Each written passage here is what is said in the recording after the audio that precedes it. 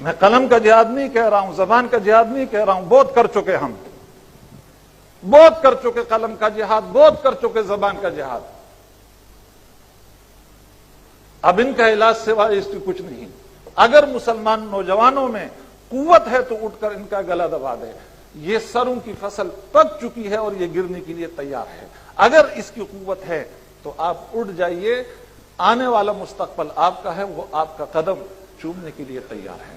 اگر یہ قوت نہیں ہے، مسلح جہاد کا نام نہیں لیتے، تو میرے بھائی کچھ بھی نہیں ہوگا، کچھ بھی نہیں ہوگا. اب ہمارے ڈاکٹر صاحب کے پروفیسر صاحب کی بات چل رہی تھی الیکشن پر اور فلاں پر. میں اس میں پڑھنا نہیں چاہتا، لیکن عرض کرتا ہوں کہ پارلیمانی جمہوریت، اس کو آپ چاہے اسلامی جمہوریت کا نام دے دیں، چاہے قرآنی جمہوریت کا نام دے دیں، لیکن بقول اقبال جمہوریت ایک طرز حکومت ہے کہ جس میں بندوں کو گنا کرتے ہیں، تولا نہیں کرتے. اس میں گنے جاتے ہیں لوگ. اس کے ذریعے سے یہی کچھ ہوگا جو ہو رہا ہے. اور پروفیسر صاحب سے بہت ادب کے ساتھ میں عرض کرتا ہوں، اگر ان وڈیروں کو، ان جاگیرداروں کو یہ محسوس ہو کہ جماعت اسلامی کے ذریعے سے ہم اقتدار کے دروازے تک پہنچ سکتے ہیں، خدا کی قسم یہ کل آپ کے دروازے پر کھڑے ہوں گے. یہ کل آپ کے دروازے پر کھڑے ہوں گے. اس مصنوعی جمہوریت کے ذریعے سے مجھے معاف فرمائیے، یہودیوں کی ایک سازش یہ ہے کہ کچھ ایسی اصطلاحات ہمارے اندر رائج کر دیے جس کا مفہوم ہم خود بھی نہیں سمجھتے. بہت خوشکن قسم کے الفاظ میں لپیٹ کر وہ اصطلاحات ہمیں دی گئی ہیں اور ہم اس کو استعمال کرتے ہیں، لیکن اس کی حقیقت سے ہم واقف نہیں ہوتے. اور مجھے معاف فرمائیے کہ ان میں سے ایک جمہوریت کی اصطلاح ہے. آپ اختلاف کا حق رکھتے ہیں، یقیناً اختلاف کرتے ہوں گے، میں صرف اپنی رائے کا اظہار کر رہا ہوں.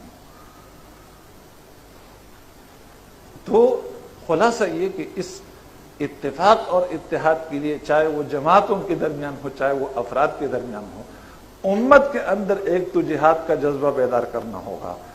دوسری بات یہ کہ امت کے اندر جو منافقت مجموعی لحاظ سے آ چکی ہے، اس کو ختم کرنا ہوگا. اور تیسری چیز، ایثار کی ضرورت ہے اتفاق اور اتحاد کے لیے. اس کے لیے آپ کو اپنی حیثیت چھوڑنی ہوتی ہے،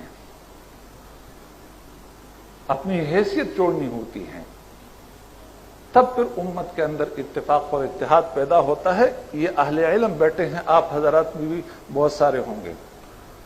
حضرت نبی اکرم صلی اللہ علیہ وسلم کی دنیا سے تشریف لے جانے کے بعد حضرت ابوبکر صدیق رضی اللہ تعالی عنہ پر امت جمع ہوئی. لیکن اہل علم جانتے ہیں کہ انصار صحابی اور بڑے سردار اور مخلص مسلمان حضرت سعد بن عبادہ کو اختلاف تھا. کیوں ڈاکٹر صاحب اختلاف تھا یا نہیں؟ لیکن جب امت مجتمع ہوئی، یہ ایثار ہیں، وہ مدینہ سے اٹھ کر دمشق گئے اور ان کے انتقال تک کسی کو یہ معلوم نہیں ہوا کہ سعد بن عبادہ کوئی شخص موجود بھی ہے دنیا میں یا نہیں. اس کو ایثار کہتے ہیں.